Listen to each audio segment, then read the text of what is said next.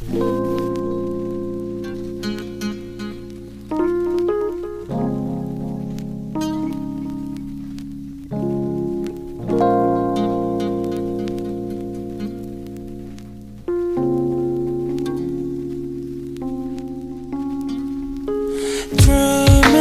all the time, thinking to myself, if I'm man enough, if I'm good enough for you. I keep thinking about when you said, I know I wasn't ready for it. Guess I was too scared, wasn't prepared for what life had to bring me. I just wanted to be free, or someone to need me. Every day I'm feeling like I can't breathe. No, I can't get no sleep. Got the weight of the world on me, but it's alright, alright, alright. It ain't a surprise, surprise, surprise. Gotta do what you gotta do where I'm from. I'ma shoot if I gotta shoot. I don't like guns, but everybody hating with a love back. If I give it to you, will you get love back? Ooh, it's time for everybody to level up and settle up your problems. Just go ahead and let God in, cause he got us, yeah. Tired of running from the police, never fucking over my homies. All my niggas make it in one piece, and my lane whipping it in one seat. I know a lot of people owe me, but I won't go back to the old me. Please stop acting like you know me. I'm up here trying to keep us going. You got the right to live it up. Shine till your light is bright and big enough. And if you bow down, come on pick it up.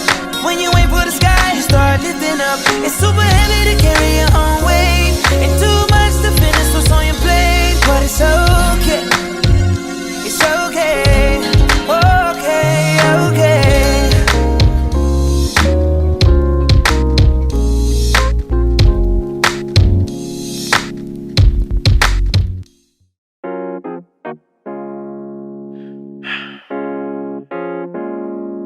Just gotta get some things off my chest.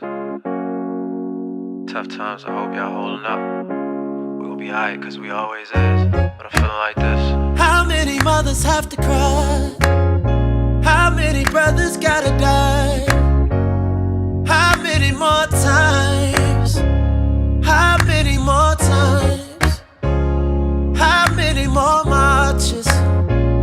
How many more signs? How many more lives? How many more times? Take a look around, can you see it now?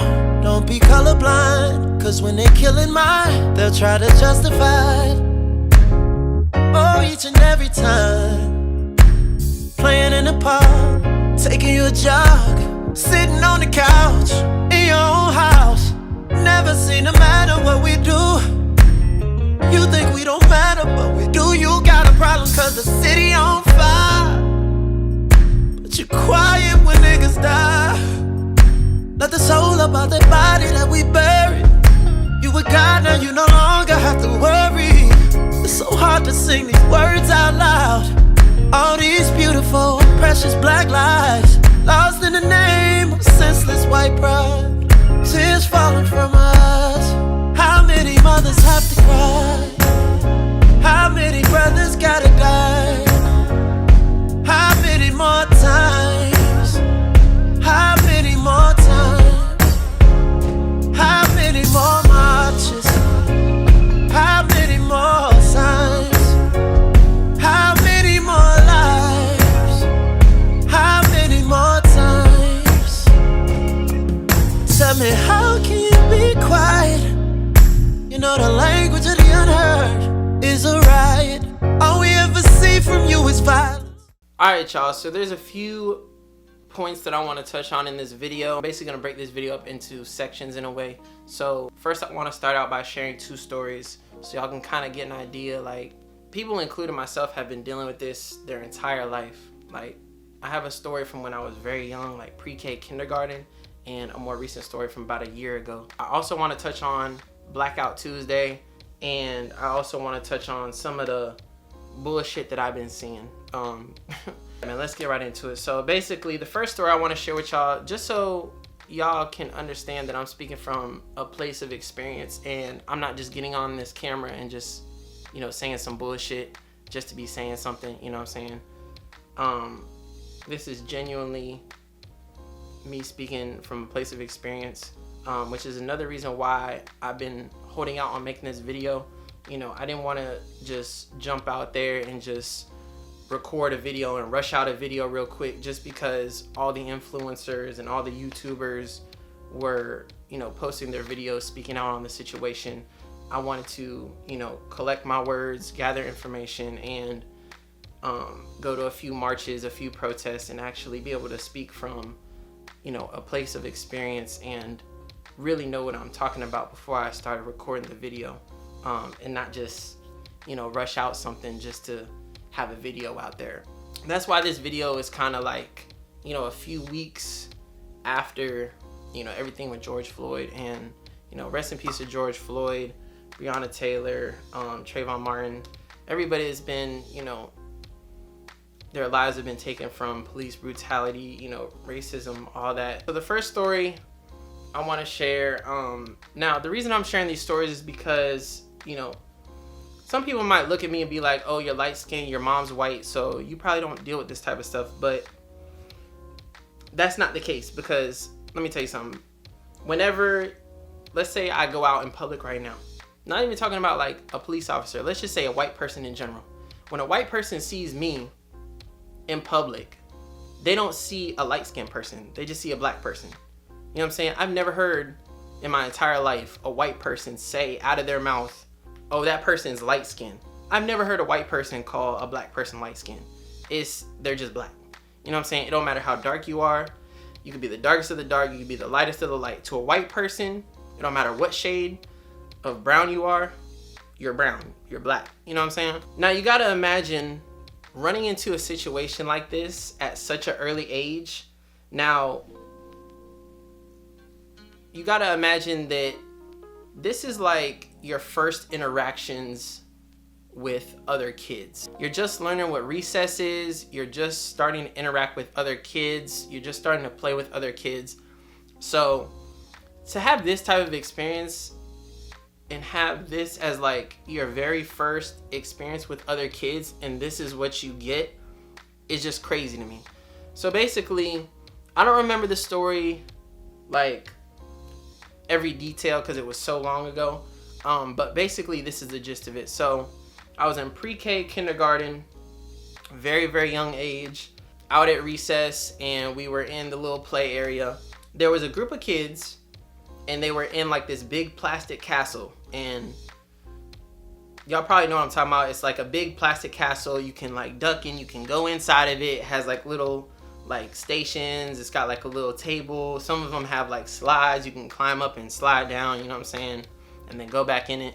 So I was basically playing by myself, and it was a group of kids inside the castle. So basically I was trying to play with these group of kids, and they were white.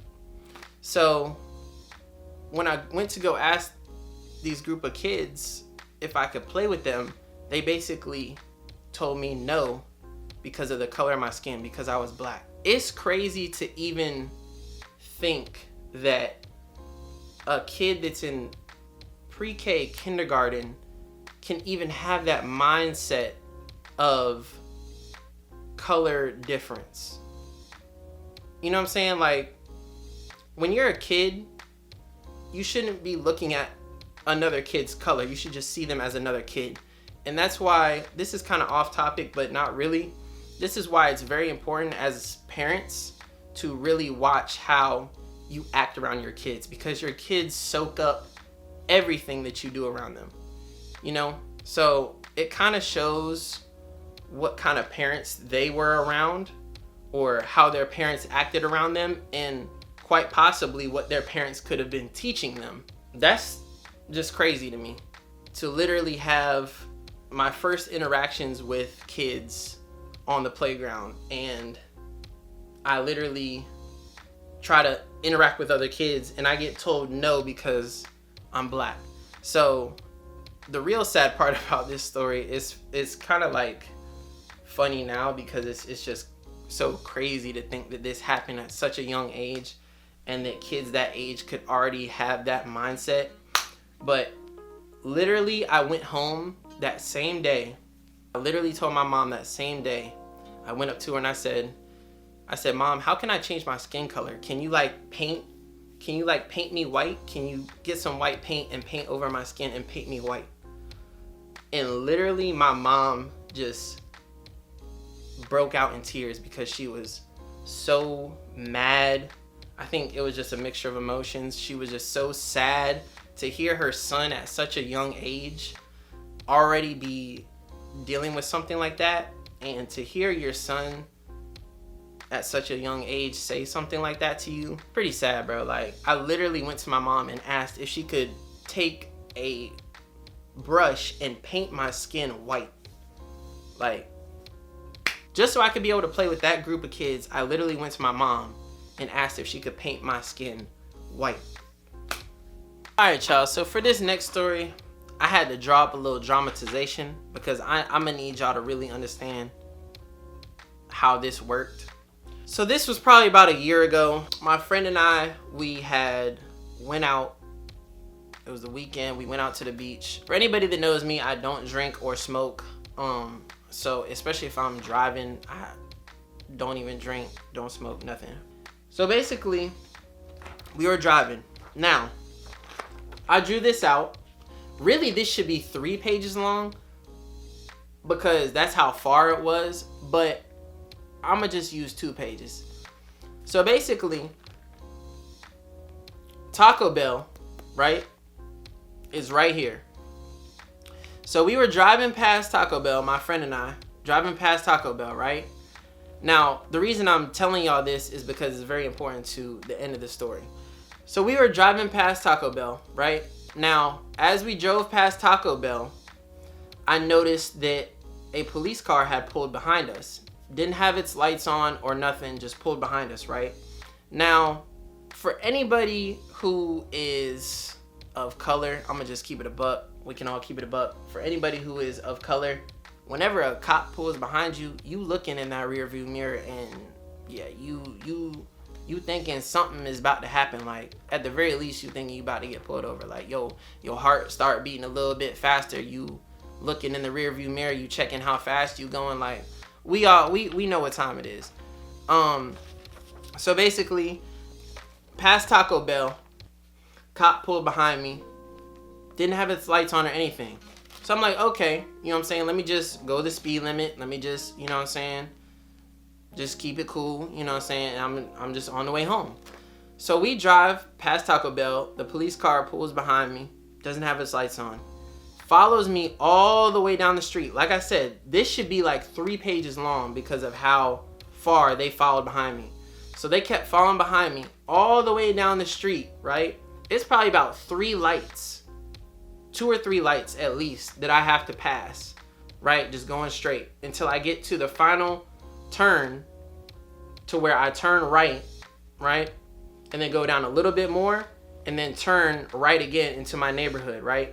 And then as soon as I hit the corner of my neighborhood, and I feel like they realized that I was going home, so they were like, oh shit, let's pull him over before he gets home and we can't pull him over no more. That's what I'm thinking right now. That's what I think they were thinking. Tell me why, as soon as I hit the corner to turn right into my neighborhood, they turn their lights on. So I'm like, okay, cool. Immediately in my head, now,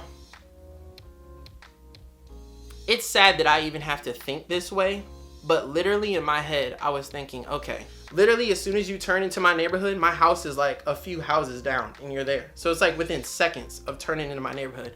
So I'm like, okay. In my head, I'm thinking, okay, let me slowly drive. Even though the cop car had, as soon as I turned right into my neighborhood, they turned their lights on. So I'm like, okay, let me drive slow. Like, I didn't even have my foot on the gas. I was literally coasting to my house because in my head, I'm thinking, okay, let me get in front of my house. Let me get in the safety of being in front of my house. So in case something does happen and this police officer decides to act crazy, I'm at least in the safety of being in front of my house. And if I need to, run in the house real quick, or, get my mom real quick, if something happens, or call my mom, she's right there. The house is right there. That's what I'm thinking. Let me at least get in front of my house so I can be in the safety of being in front of my house, so my mom's right there in case anything happens. That's what I'm thinking. So literally, I'm coasting. The police is still behind me with the lights on. I'm literally coasting. Don't have my foot on the gas. It was literally within like 2 seconds of me coasting, I was in front of my house. So immediately the police officer pulls behind me. It's like a regular stop, whatever, right? So we get in front of my house, and it's a female, white female police officer comes next to me. I roll down my, I put down my window, whatever. And she's like, she automatically has an attitude. Off rip attitude for no reason. You know what I'm saying? She's like, why didn't you stop right away? Why didn't you pull over as soon as I turned my lights on? I said, ma'am, to be honest with you, I wanted to just get to the safety of my home. I just wanted to be in front of my home just to feel more safe. And that's exactly what I told her. And she says, well, I'm a police officer, so when I turn my lights on, you need to immediately stop for me. I said, so it's a problem that I wanted to come to the safety of my home that was a few seconds away. She was like, well, that doesn't matter, because when I put my lights on, you should stop. And I said, okay. So then she proceeds to say that I was gonna pull you over initially because I saw you swerving. Now, let's resort back to the chart. Now, mind you, this should literally be probably like 3 or 4 pages long because of how far the distance was that she followed me. But we're just gonna use this as an example. So you're telling me you followed me all the way from Taco Bell, right? Through 2 or 3 lights, turn right, and you just so happen to turn your lights on as soon as you realize I'm going into my neighborhood and I'm probably about to be home soon? If you thought I was drunk or whatever was the cause of me swerving, if you thought I was swerving to the point where it was, a issue for you to feel the need to pull me over. Now, if somebody is swerving to the point where a police officer is in need to pull them over, I mean, you gotta be swerving. You know what I'm saying? And like I said, I wasn't drinking or smoking, nothing. Especially when I'm driving, I don't do that. So I know for a fact I was not swerving. Especially not enough for her to feel the need to pull me over. Regardless of that, if you felt the need to pull me over because I was swerving so much, don't you think you would have pulled me over way sooner to avoid me from hurting myself or possibly somebody else? Because if I'm swerving that much, then in your head, you might be thinking, okay, he's drunk, it's the weekend, it's late at night, he's probably leaving, the club, whatever. So if you think I'm swerving that much, and you're probably thinking it's a possibility I'm drunk, wouldn't you want to pull me over as soon as possible to get me off of the road, to not hurt anybody or hurt myself? But you decided to follow me all the way through 2 lights, a right turn, and then another right turn to go into my neighborhood, and you just decided to pull your lights on when you realize I'm pulling into a neighborhood that's probably mine and I'm probably gonna be home soon? That to me was some bullshit. Now, she said that was the initial reason she was gonna pull me over, was because I was swerving and I went over the white line. First of all, nobody drives perfect. I'm sure we can count countless times anybody who might have, accidentally went on the white line or a little bit over the white line. You know what I'm saying? You might be in the mood listening to music. You might be turned up, you know what I'm saying? You might not be paying attention. Whatever. Nobody drives perfect. Regardless of that, that was her initial reason that she said she was going to pull me over, because I had drove on the white line and I was swerving. So I said, okay. So then she says, but since you did what you did, I'm giving you a ticket because you evaded an emergency vehicle. So you're telling me I evaded an emergency vehicle because I coasted, not even having the foot on my gas, a few houses down to my house, and I told you the reason was because I was trying to get to the safety of my home? Now, if, let's say the cop wasn't white, let's say the cop was black, and he could understand where I'm coming from. The white officer, female, white lady, she can't understand when I tell her that I feel more safe being pulled over in front of my house. She can't relate to that. She's a white police officer. Now, if it was a black police officer, maybe they would have been like, okay, I totally understand. Like, you're good. There's nothing to worry about. I'm here for you.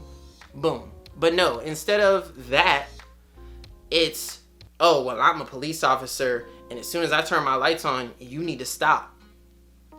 Nothing of, okay, wow, this kid's actually scared, and he feels so uncomfortable with being stopped by a police officer, he felt the need to drive in front of his house in case something happened. So instead of being comforting and being like, okay, I understand, I'm here for you, I'm not gonna hurt you, I was just concerned because I saw you swerving, even if I wasn't, whatever, and I just want to make sure you were okay. Boom. But no, it's automatically off-rip attitude. I'm a police officer. You need to stop when I put my lights on. Completely ignored what I said about feeling safe in front of my house. So that situation pissed me off, and I got a ticket actually because she said I was evading an emergency vehicle. To me, evading an emergency vehicle, that's like some Grand Theft Auto shit.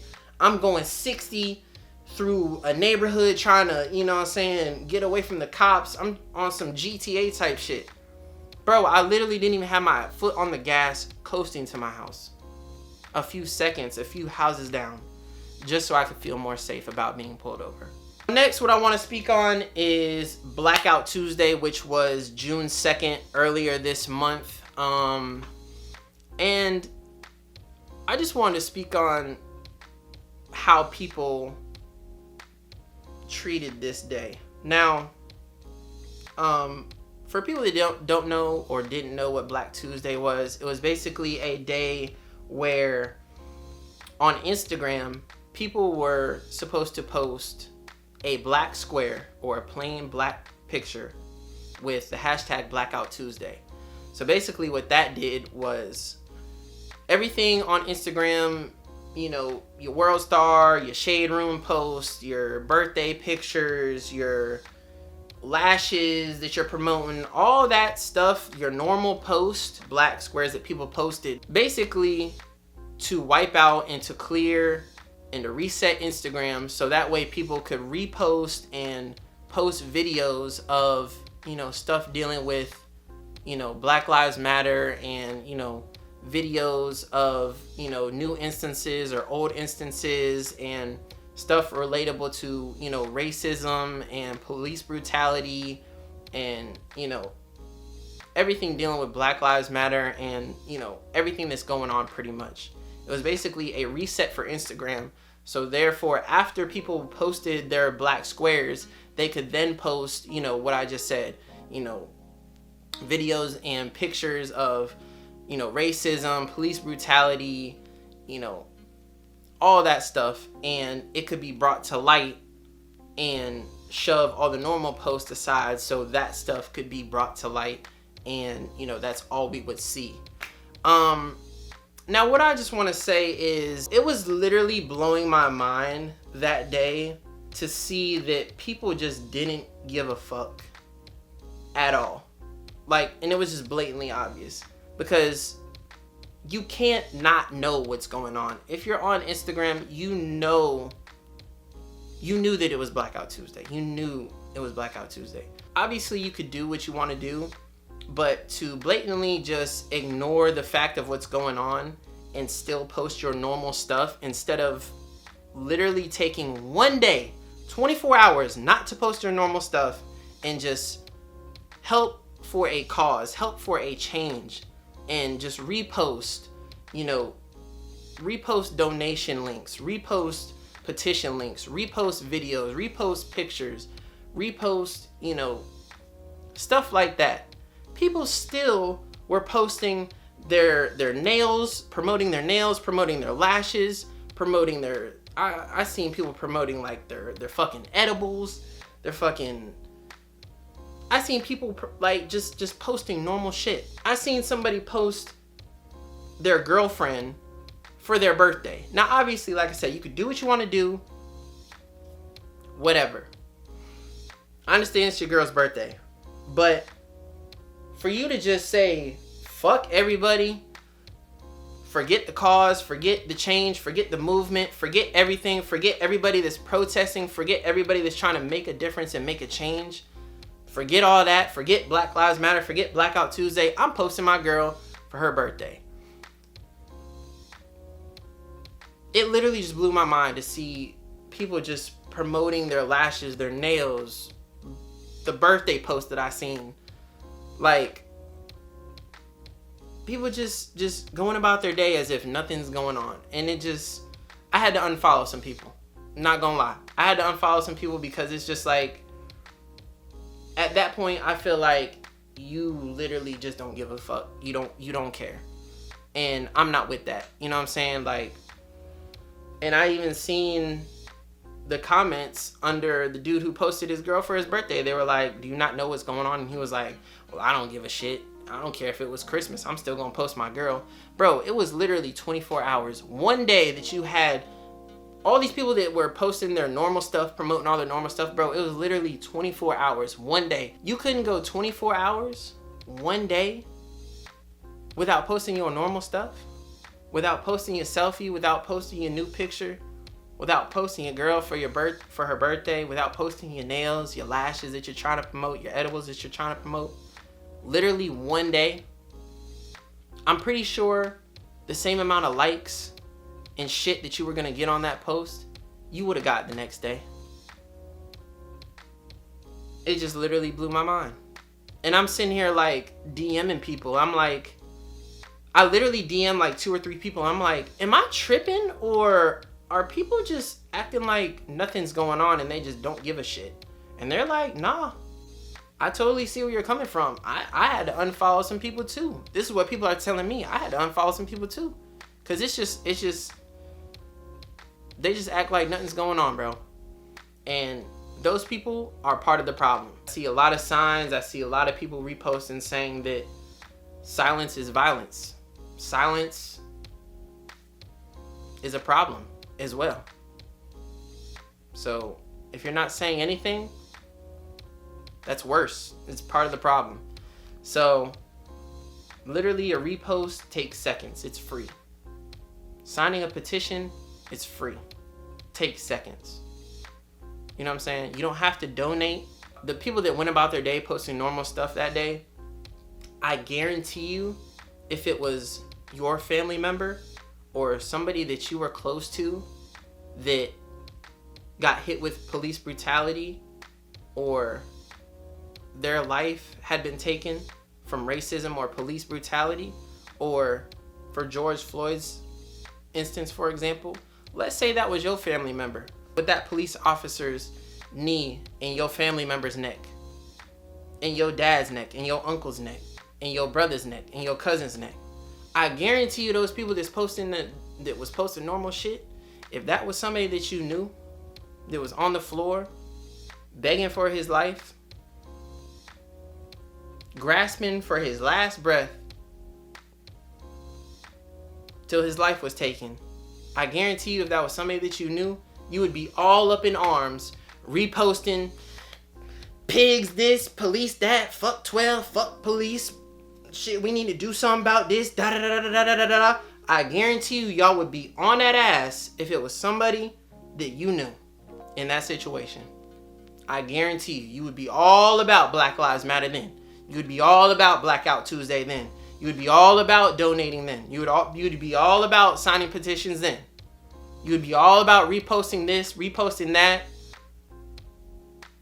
If it was somebody that you knew. And it's crazy that it takes somebody that you know to be in that situation to get people to wake up and to realize what's going on. It's crazy. I just want to kind of share my two stories, share my thoughts on, Blackout Tuesday. And I have actually attended 3 marches. Now the first one that I went to, I was late. So I only caught like the last 45 minutes of it. It was still beautiful to see all the different, people come out, no matter what color they were out there with their signs. It was hot, people were sweating, and just to see people come together, bring out snacks, make sure people were taken care of, water was being passed out. Each march that I went to, they all ended with a prayer.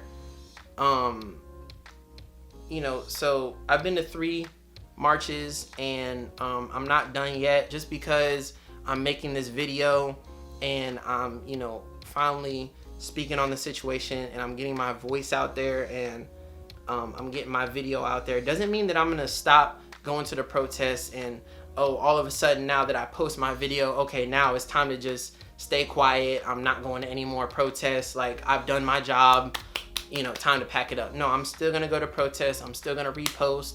I'm still gonna be signing petitions, all that. You know what I'm saying? Despite me uploading this video and, speaking on it and getting my voice out there, I'm gonna still be supporting the protests. I'm gonna still be marching, peaceful protesting, signing petitions, reposting, everything. I don't really want to speak on this too much because, you can't really tell people how to hurt, and you can't really tell people how to act out of anger because, the looting and stuff like that, breaking, property and stuff like that, I don't agree with that at all, especially the looting, stealing, and people trying to have personal gain from this situation, and they're trying to use this situation for personal gain. I don't agree with the looting at all.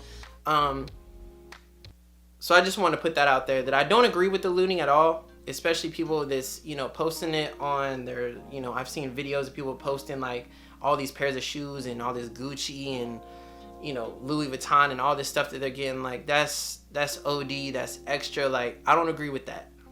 But on the other side of it, all that stuff is replaceable. Clothes, shoes, jewelry, all that stuff that's being, destroyed and looted, I don't agree with it, but it can all be replaced. People's lives cannot be replaced. You know what I'm saying? Materialistic things can be replaced. People's lives that have been lost from racism and this police brutality, we can't get those lives back. The loved ones of those people that have lost their lives, those loved ones, they can't get those people back that they've lost. Those lives are gone forever. They can't get those lives back. All these materialistic things that are getting looted, these buildings that are getting destroyed, all that can be rebuilt. All that can be replaced. I've seen these places that are getting looted, they're literally back up, fully stocked in business within a few days or a week. People's lives can't come back within a few days or a week. So I just wanted to add that. I don't agree with the looting. I don't agree with, burning down buildings, breaking windows and all that. But at the same time, all that stuff can be replaced. And I feel like a lot of people are going to these protests and marches for the wrong reasons, for more of a personal gain and taking advantage of the situation. So that's really all I wanted to speak on. And yeah, man, make sure y'all are, doing your part, man. Just do your part, and that's really it, man. That's all I gotta say on this video. And yeah, man, see y'all on the next one, man. For this part of the video, I brought my mom into the video so she can kind of give her experiences with everything that's going on and what's happened in, I guess, y'all's generation. So we went to a march. We both went together, and I'm not really gonna do too much talking because I want this to be your part, and then I'm gonna have my own separate part speaking on how I feel and all that stuff. So this your part. Right. First I want to say why I wanted to attend the march. I wanted to be supportive of my son and for all the people unjustly accused, if that's the way you say it. Basically, I read something about people, white people, who say, you know, I understand, you know, I have black friends, this, that, and the other. I could say, well, I understand, or I can relate because I was married to a black man. I have a biracial son. But still, when I'm not with him and I'm on my own and somebody looks at me, they don't see a person of color. They see a white woman. So I don't have the same experiences. So I went in support of especially black young males who get looked at just by either what they're wearing or how they're presenting themselves. And people say, oh, that's, you know, racism is a thing of the past. You know, it was squashed a long time ago. It's not. It's here every day still.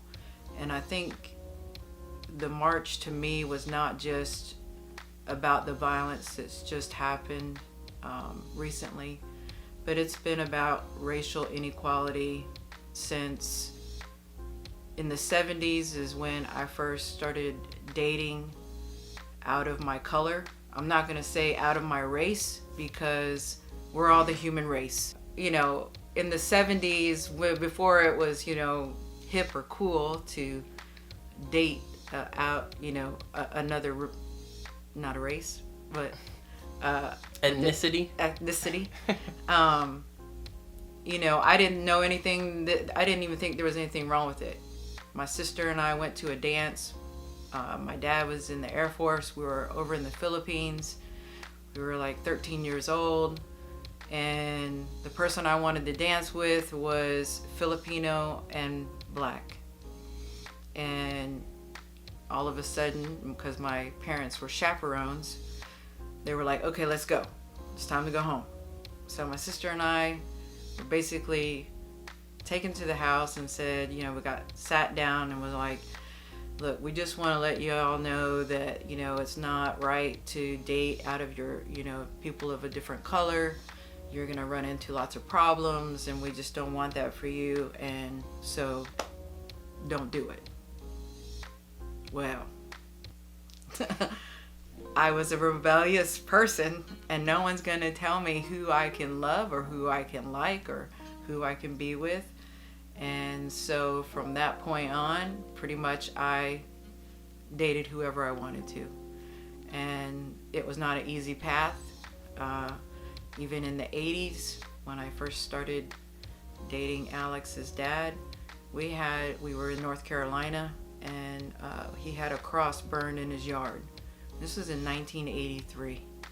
So, you know, pretty much throughout my life as a teenager and into an adult, I've experienced some kind of racism towards myself or to the people that I love. So I wanted to make sure that I represented people of my race, the human race, and my color at the Black Lives Matter march. Because I think there's a lot of us that are in support of the need for change, and that's what I want to be. I want to be the change. I don't want to just say it. I just don't want to just put it on Facebook. I don't want to wear a shirt that says, you know, I'm the change or whatever. I want to be the change, doing something about it, and that's why I felt like this was an opportunity for me to do that. The march itself was very emotional. There were people on the street that lived in the neighborhood. We had police escorts, which was awesome. the police and the community got together with the young man who put the march together. The principal of, can I say the school? Yeah, Bayside High School, yeah. Bayside High School. The principal was there. It was very well organized for this young man to put himself out there to make this all happen, and that takes a lot of guts, a lot of courage, and basically, like, it resonated that it's this generation, y'all's generation, that's gonna have to really be the change. And there were people on the street. There was one family who had put pictures in their yard of It was like Trayvon Martin, Breonna Taylor, George Floyd. It's like a bunch of the people that have lost their lives due to everything that's going on. Yeah.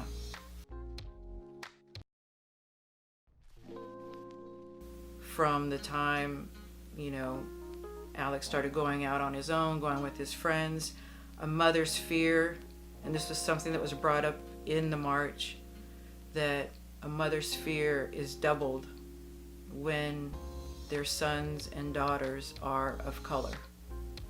And hopefully with these demonstrations, the peaceful ones and the marches, people will see the overwhelming need for change and unity. There was a woman on the march on the side. I was about to mention that too, yeah. And she kept yelling, "We need unity, we need unity," which is fine for her to say that, and she wanted to be present.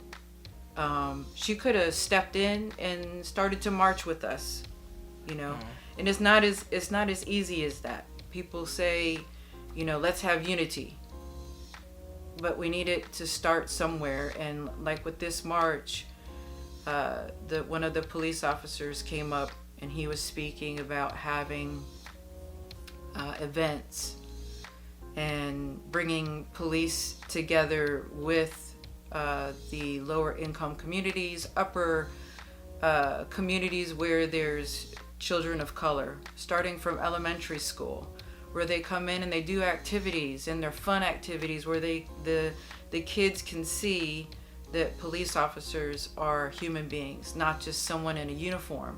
And we should be able to reach out to a police officer if we just, if we feel we're in trouble. We shouldn't fear them.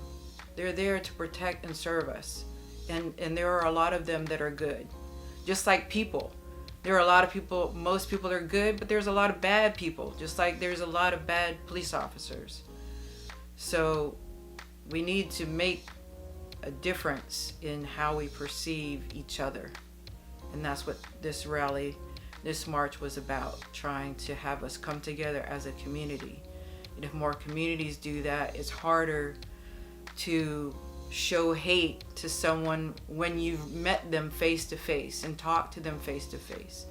And that's what they were talking about. And I think that's a huge change. It would make a difference in the way kids perceive police officers. But it's not just about the police. It's about,